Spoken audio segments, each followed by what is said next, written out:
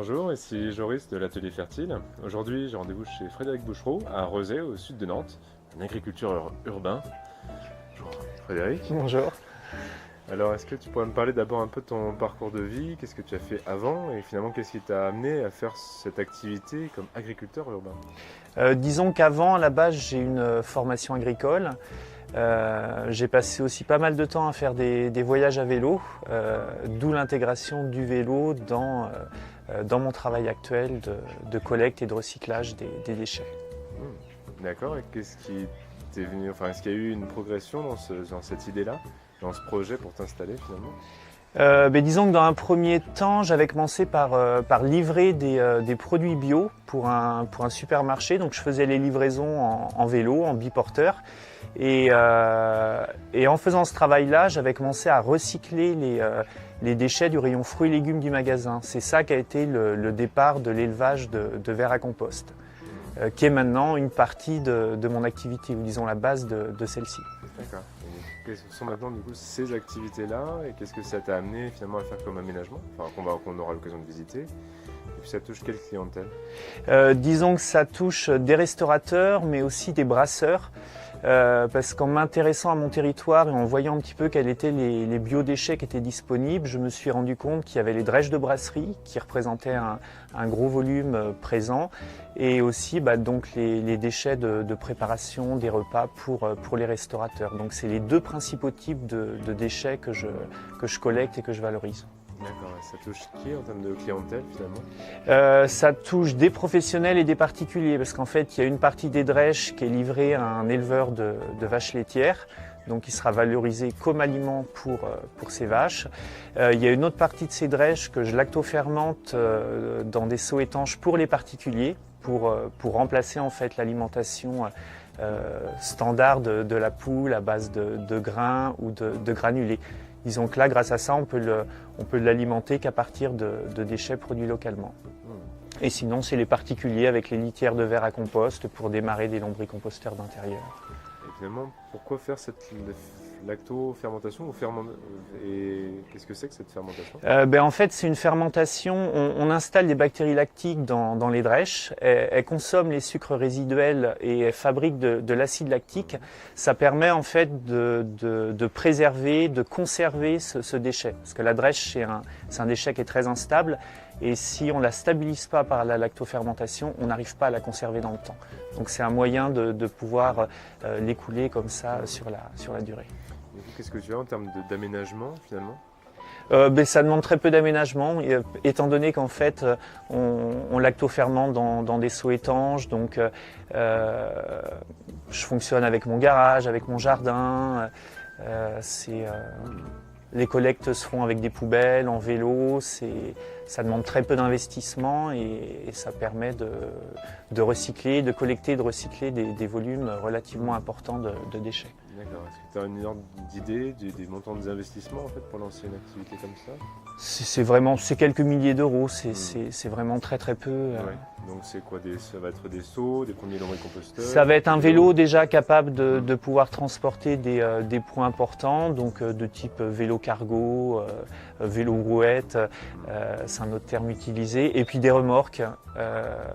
Donc ça c'est des investissements pas très importants. D'accord. Et quel est l'objectif de revenu que tu t'es fixé avec cette activité? Entre 1000 et 1200 euros par mois. J'essaie de me calquer à peu près sur le SMIC comme étant. Pour un volume horaire Ça, c'est pas évident à quantifier parce qu'on est toujours plus ou moins en activité, mais disons que c'est tout à fait conciliable avec une vie de famille et c'est pas non plus. D'accord. Justement là-dessus, est-ce que tu vois des points de vigilance ou sur la compatibilité de cette activité avec une vie familiale? Oui, en fait, faut quand même réussir à cloisonner un petit peu son activité parce que dans ce type de boulot, on est toujours amené à recevoir des gens et aussi à collecter des déchets. Donc c'est bien de se laisser des temps où voilà, pendant ces temps-là, c'est pour la famille et le travail s'arrête. Oui, c'est l'activité sur son temps, lieu de vie, finalement, il y a cette scission, cette séparation qui doit être clarifiée. Ouais. Et donc là, tu es sur quel statut social et sociétaire? C'est donc une entreprise individuelle, agricole. Je suis déclaré à la MSA comme cotisant solidaire. Donc voilà. La déclaration comme cotisant solidaire, ça se base sur le nombre d'heures. C'est ça, le nombre d'heures estimées, effectuées, étant donné que ma surface, la surface que je travaille en fait est très très petite. Et, oui, évidemment. Donc ça pourrait pas être sur le critère de la SMA, la surface minimale d'assujettissement, puisque oui, tu es forcément en dessous, mais ça peut jouer sur un autre critère qui est le nombre d'heures déclarées. Et sans parler du fait que c'est un petit peu hors norme, donc ça ne rentre pas du tout dans leur grille de lecture au niveau de la MSA. Oui. D'ailleurs, tu as suscité un peu des interrogations au niveau de la MSA. Oui, mais en fait, je suis tombé sur des gens qui étaient très compréhensifs et je pense qu'ils ont été à l'écoute. Mais c'est vrai qu'au départ, oui, ils ont écarquillé un petit peu les yeux en se demandant un petit peu ce que j'allais faire et ce que j'allais mettre en place. Et tu as vu quelle intégration de ton activité dans la vie de quartier ici? Ce qui est intéressant, c'est qu'il y a tout un tas de passerelles et d'interconnexions qui se font avec le voisinage, parce qu'en fait, on a la chance de disposer d'une friche toute proche qui fait 1,3 hectare. Et en fait, avec un collectif de voisins, on a formé une association pour porter des projets sur cette friche, donc potager collectif, poulailler collectif également, installer un rucher. On a tout un tas d'idées pour cette zone, et en fait, ces idées collent aussi, sont en connexion avec mon activité professionnelle, et un petit peu comme un prolongement du moins, en partie, quoi. Donc toi, finalement, tu travailles dans un rayon de 1 km autour de ton domicile. C'est ça, il y a juste une partie des drèches pour les brasseurs que je vais collecter un tout petit peu plus loin, mais c'est vraiment une gestion locale des déchets. Parce qu'effectivement, ces drèches de brasserie, sinon elles ne seraient pas valorisées. En fait, sinon, elles partiraient en déchetterie, parce qu'en fait, il y a beaucoup de brasseries qui se montent. Anciennement, il y a les brasseries qui sont en milieu rural, ça ne pose pas de problème, parce qu'il y a toujours des fermes autour pour valoriser ces drèches. Mais avec toutes ces micro-brasseries qui se montent en ville, la connexion avec la campagne qui est autour, elle n'est pas forcément établie. Du coup, c'est un travail à effectuer pour trouver des éleveurs, trouver des agriculteurs qui ont la possibilité de valoriser ce déchet. La principale qualité nutritionnelle de ces drèches, c'est leur teneur en protéines. C'est ça, c'est très très riche en protéines, et c'est ça qui fait tout leur intérêt. Tu as non seulement ça, alors ça c'est le plus gros de la matière organique, mais tu as aussi de la matière organique fraîche, des poissons, des épluchures de légumes. Oui, parce qu'en fait, comme je travaille avec différents types de restaurateurs, j'ai des déchets qui sont extrêmement variés. Ça va de la pulpe de fruits et de légumes pour une entreprise qui fabrique des jus frais, aux carcasses de poissons pour un restaurant à sushi, à des choses des épluchures pour un chantier d'insertion traiteur, ou c'est des déchets qui sont très variés. D'accord. Donc lorsque ça passe par ton lombricomposteur, finalement tu obtiens à la fois un jus et à la fois un compost, finalement. En fait, toute la matière est triée. À chaque fois que je récupère une poubelle d'un restaurant, dans la poubelle il y a des strates. Je vide la poubelle en suivant ces strates et je répartis les déchets. Il y a une partie qui va aller au compostage, une partie qui va aller nourrir les vers à compost, une partie qui va aussi aller directement nourrir les animaux qui sont présents sur le site. Poulets, canards qui sont tout proches, et il y a vraiment comme ça un tri qui est effectué. Aujourd'hui, tu as quelle perspective de développement, d'évolution de l'activité? Disons que je vais continuer à travailler avec les restaurateurs comme je le fais, et j'espère arriver jusqu'au retour à l'assiette avec une plantation de poivrier du Sichuan qui est donc installée sur le site à côté, et pourquoi pas éventuellement des fruits, des légumes qui iraient dans ces restaurants avec lesquels je travaille. Disons qu'il y a plein de choses à imaginer, il y a plein de choses à tester en termes comme ça de collaboration avec eux. Ouais, et finalement, quel conseil tu pourrais donner pour des gens qui se projetteraient sur une activité d'agriculture urbaine? Le premier conseil, ce serait de se connecter à son territoire, de faire le tour des entreprises, des opportunités qui se trouvent autour de l'endroit où on veut créer son activité. Et je pense que plus on est connecté à son territoire et plus le projet a des chances de fonctionner et d'être pertinent. Alors, où est-ce qu'on est ici? Ici, on est au fond de mon jardin. Alors, il faut savoir que l'activité a commencé dans ce tout petit espace. Là, j'ai un jardin qui fait moins de 100 mètres carrés. Donc ici, il y a un séchoir à coquillages. C'est donc un endroit où je mets à sécher les huîtres que je collecte avant de les broyer pour faire le complément calcaire indispensable à la poule. Il y a donc aussi des lombricomposteurs. Là, il y a 4 bacs qui me servent de lombricomposteurs. Donc, c'est des anciennes poubelles d'immeubles qui ont été transformées, dans lesquelles je maintiens un bon taux d'humidité et où je surveille la croissance des vers. D'accord. Alors, comment ça fonctionne en quelques mots, ces lombricomposteurs? C'est donc des systèmes dans lesquels je mets des couches d'épluchures de fruits et légumes et puis des matières carbonées sous forme de morceaux de carton, également de la fine de crible qui m'aide à compléter l'apport en matière carbonée et puis aussi des éléments calcaires que je rajoute pour éviter l'acidification des lombricomposteurs. Et c'est donc ces différents systèmes qui me permettent de fournir des litières de verre à compost pour démarrer des lombricomposteurs d'intérieur qui vont eux-mêmes permettre de réduire le volume de déchets chez les particuliers aux alentours. On a besoin d'une protection contre les intempéries, mais il n'y a pas forcément besoin d'une isolation thermique. Non, non, non. Comme c'est des gros systèmes, en fait, il n'y a pas de gros problèmes. Ça pourrait pas, par exemple, geler à cœur. Il faudrait vraiment qu'il fasse très très froid. Et par contre, c'est important de les protéger du soleil. Comme là, on était exposé plein sud, et j'avais un des systèmes qui était en plein soleil, donc je lui ai fait un petit habillage en bois pour le préserver du. Est-ce qu'on pourrait regarder l'intérieur? Je peux ouvrir celui-ci.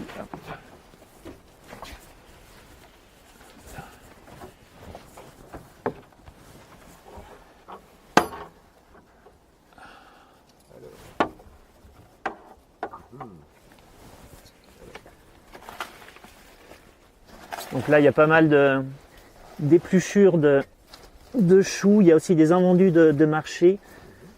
Et là, donc, les vers, leur travail, c'est d'aérer, d'oxygéner cette matière. Ils se déplacent pour récupérer les éléments nutritifs. Et puis, tout le contenu de la poubelle va transiter dans leur tube digestif et va donner un substrat qui pourrait être utilisé pour cultiver des plantes d'intérieur ou des fruits, des légumes. Donc là, on voit les matières carbonées, donc des alvéoles 2, des morceaux de carton ondulé et puis aussi de la fine de crible, là du bois broyé. Alors, qu'est-ce qu'on voit sur la gauche ici, cette colonne? Ça sert de drain en fait, parce que les poubelles en fait étaient percées au fond pour permettre leur nettoyage et du coup j'ai profité de ce trou pour installer un système de drain qui me permet de récupérer l'excédent d'humidité, l'excédent de jus. Ça sert aussi également un petit peu à oxygéner le cœur du système. Tu peux récupérer du jus de lombricomposteur dans la partie inférieure, c'est ça? Oui, en fait il y a une petite cuve dans la cabane là et en fait les deux lombricomposteurs qui sont ici sont connectés à cette cuve qui se remplit donc de lombrités. Est-ce qu'on peut donner quelques explications sur la façon d'utiliser ce jus? Donc c'est un jus qui s'utilise dilué, c'est un engrais liquide. En général c'est 10% qui est préconisé comme dilution. Après, comme tous les engrais liquides, c'est bien de ne pas l'utiliser à chaque arrosage, mais un arrosage sur 2 pour éviter en fait des concentrations d'éléments nutritifs autour de la plante dans des zones où les racines ne seraient pas encore. Donc, Ok.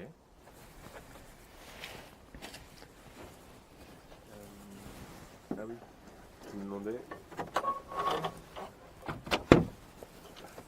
C'est ça. Et finalement, à quoi ça sert de faire sécher ces coquilles d'huîtres? Tout simplement déjà dans un premier temps pour réduire les nuisances olfactives. Parce qu'en fait, si on récupère une coquille d'huître et qu'on la met dans une bassine ou dans un récipient fermé où le jus va stagner, ça va très vite sentir très très mauvais. En fait, le fait de les sécher, ça permet de pouvoir les conserver sur la durée. Et en plus, quand on les broie, c'est beaucoup plus facile à broyer une coquille sèche qu'une coquille humide. Qu'est-ce que tu utilises pour broyer? Des vieilles machines agricoles en fait, avec des rouleaux en fonte et des engrenages. qui me permettent comme ça de passer les huîtres à la moulinette avant d'être tamisées pour différents usages selon le calibre. D'accord. Donc, tu aurais quels usages? Alors la poudre très fine, elle peut servir donc comme élément calcaire pour des composteurs ou pour des lombricomposteurs. Ça a un intérêt surtout en ce moment parce que c'est vrai il y a pas mal de composteurs qui ont tendance à être envahis par des mouches soldats noirs. Et en fait, le fait de rajouter des éléments calcaires dans un composteur permet de limiter en fait le développement de ces mouches soldats noirs qui non seulement aiment l'acidité mais en apportent. Et c'est ce qui leur permet en fait des fois d'envahir complètement un lombricomposteur parce que justement avec leur acidité elles vont faire fuir les vers et prendre le dessus. Donc là l'élément calcaire trouve tout son intérêt pour ça entre autres. Sinon après les morceaux un petit peu plus gros c'est le complément calcaire pour la poule et entre 2 et 6 mm et après au-delà de 6 mm ça peut servir pour faire du paillage minéral ou pour apporter des éléments structurants plus grossiers dans un sol ou même au niveau des composteurs également. Alors Fred, nous voilà maintenant sur le poulailler. Eh ben dis donc, on a du monde ici. Donc là en fait c'est la fameuse friche dont je parlais tout à l'heure qu'on a investi avec un collectif de voisins pour y installer donc différents projets, poulailler collectif, jardin collectif. Et donc sur cette zone on doit avoir 17 animaux, poules et canards coureurs indiens qui sont installés. Il y a aussi donc le début, mon petit champ de poivrier du Sichuan qui est sur cet espace qui est également un rucher. En fait, il y a un apiculteur qui avait mis une ruche cette année, qui va en remettre plusieurs là au printemps prochain. Et on va voir s'il y a des interactions entre le canard coureur indien et les frelons asiatiques. On a déjà vu un des canards là gober un frelon asiatique, donc ça laisse à penser qu'il pourrait peut-être prendre l'habitude d'aider les abeilles par rapport à ce problème. Est-ce que tu peux me parler de cet aménagement qu'on voit là-bas? Ça, c'est des mangeoires en fait qui sont constitués avec des palettes. Il y a toute une partie des déchets que je collecte qui est déversée dans ces mangeoires. Donc il y a une partie des déchets qui est déjà mélangée préalablement avec du copeaux, de la sciure, des matières carbonées et j'en rajoute également quand je dépose les déchets. La poule vient se servir dans ces espaces, elle prélève les éléments nutritifs dont elle a besoin, elle contribue à brasser cette matière et en fait toute la matière qui est sortie du système par la poule, soit elle va être utilisée en compostage de surface, soit elle va être réinstallée dans d'autres composteurs à part pour finir le processus de dégradation. Disons que c'est une façon de présenter les déchets à la poule pour optimiser la valorisation de ceux-ci. D'accord. On a combien de poules et de canards ici?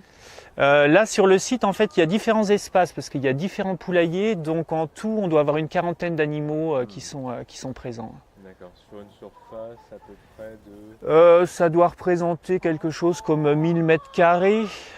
Ouais, à peu près. Oui, d'accord. D'accord, donc la partie abri finalement. Alors pour les canards, c'est sans doute là-bas. Oui, ça sert aussi d'endroit pour les poules pour pondre parce qu'en fait elles ont pris l'habitude de pondre là-bas. Sinon il y a différents abris qui sont sur le site qui permet en fait aux animaux de choisir un petit peu ce qui leur convient et de pouvoir en changer le cas échéant. D'accord. Là-bas, oui, c'est ce qu'on voit alors de ce côté-là. Là c'est un poulailler qui a été fait tout en hauteur. Donc avec une partie pondoir, perchoir, il y a aussi un coin d'eau pour les canards. Effectivement, un canard, ça veut dire forcément un minimum un bac pour un accès à l'eau. Oui, même les coureurs indiens qui sont des canards terrestres, ils ont besoin quand même d'un point d'eau pour leur bien-être. Là, c'est une bonne protection contre les prédateurs, en tout cas. Oui, si on retire l'échelle la nuit, oui. Mais c'est vrai qu'en fait, là, sur le site, pour l'instant, on n'a aucun souci avec des prédateurs. Donc, on va continuer à être vigilant malgré tout. Mais voilà. Normalement, pour l'instant, on n'a pas vu de renard dans le coin. D'accord. On a quelle race de poule ici? Il y a de la coucou de reine, de la Sussex, on a de la Marran. Il y a quelques poules rousses également. Et le reste, c'est donc des canards coureurs indiens qui sont des bons auxiliaires aussi de jardinage. En fait, il y a un groupe de coureurs indiens qui est dans la partie jardin, là tout à côté, et qui vit en fait complètement en liberté dans ce jardin. Donc ils n'attaquent pas les légumes? Non, ben, disons qu'ils prélèvent ce dont ils ont besoin. Il y a beaucoup de choux fourragers qui ont été plantés spécialement pour eux, pour qu'ils puissent en fait prélever la verdure dont ils ont besoin. Si jamais on veut faire de la salade ou des choses un petit peu plus fragiles, il suffit de les protéger avec du grillage, avec des coins un petit peu à part. Mais toutes les grosses choses comme tout ce qui est artichaut, rhubarbe, les choux et autres, ça pose pas de souci avec le canard, s'il est assez grand et s'il a assez de verdure de disponible. Donc on constate aussi la présence d'arbres sur place. Alors, il y a les arbres anciens puis les nouveaux que tu as plantés. Oui, en fait, ce que j'ai planté récemment, c'est surtout des poivriers du Sichuan et des figuiers. En fait, faire des boutures de poivriers et des boutures de figuiers, c'est aussi un moyen de valoriser le substrat obtenu à partir des déchets que je collecte. Là, tu as placé des jeunes plants, ça cohabite bien avec l'élevage finalement. Oui, en fait, c'est pas des plantes qui intéressent les poules et canards, donc il n'y a pas de souci. Et par la suite, ils feront de l'ombre, ils participeront aussi au bien-être des animaux. On fait combien de temps pour une production? Il va falloir quelques années, mais bon, on s'est installé sur la durée en se disant que voilà, si on veut aussi préparer l'avenir, ça passe aussi par ce type de plantation. Là, on est un autre poulailler. Tu peux m'expliquer un peu pourquoi on a fait cet aménagement-là? Ça, en fait, c'est une sorte de composteur, lombricomposteur qui est installé à l'intérieur de la volière des poules. Elles ont la possibilité d'y accéder, d'en ressortir forcément, et le but c'est d'optimiser encore la capacité de valorisation des déchets, et je pense que pour leur bien-être, ce genre d'installation, ça doit sûrement contribuer à ça. Donc pourquoi ce grillage tout autour? Parce qu'au départ, en fait, on avait très peur des prédateurs sur la zone, donc on était parti dans l'idée d'enfermer les poules dans la volière la nuit. Et en fait, récemment, on a décidé de laisser cette volière ouverte. Après, c'est une volière qui pourrait avoir son intérêt en cas de problèmes sanitaires, si jamais il fallait confiner les poules dans un espace. Donc je pense que ça a quand même son intérêt sur le site, mais voilà. Là, ça reste un espace ouvert, même si ça paraît clos. Tu vois aussi une cohabitation entre les ruches, alors qui ne sont pas là en ce moment, mais oui. Et l'élevage de poules. Oui, en fait, on s'est rendu compte cet été avec la ruche qui était présente, qu'il n'y avait absolument aucun souci par rapport à ça. Les poules ne font pas vraiment attention à la ruche et les abeilles n'ont pas l'air non plus de souffrir de la présence des poules, donc voilà. Et il n'y a pas de problématique de cohabitation entre canards et poules, mais... Non, c'est des espèces qui cohabitent très bien ensemble. Le seul truc, c'est que les canards ont tendance à salir énormément l'eau. Du coup, on change l'eau tous les jours, mais tous les jours, l'eau en fin de journée, elle est sale. C'est le seul petit bémol, mais sinon, c'est deux espèces qui cohabitent très bien. Est-ce qu'il y a d'autres plans sur l'évolution de ce site dans l'avenir? Oui, en fait, là actuellement, on réfléchit, du moins il y a une possibilité d'installation d'une personne en maraîchage sur cette zone. Donc là, ça dépasse un petit peu les compétences et les attributions de notre association. Donc là, c'est la mairie qui tranchera pour voir si c'est un projet qui est possible ou pas. Mais c'est vrai que ça pourrait donner une autre portée à ce projet avec une production de fruits, légumes pour le voisinage. Il faut savoir que là, il y a les œufs qui sont produits sur ces espaces, c'est aussi des espaces collectifs. Donc ça permet aussi de nourrir des familles avec ces œufs. Donc voilà. On a combien de familles qui sont impliquées aujourd'hui? Là, sur ce poulailler-là où on est, il y a 7 familles qui viennent une fois par semaine récupérer les œufs. Sur le poulailler qui est un petit peu plus loin là-bas, ils sont 6 il me semble. Et sur le poulailler qui est grillagé, là on est 2. Donc on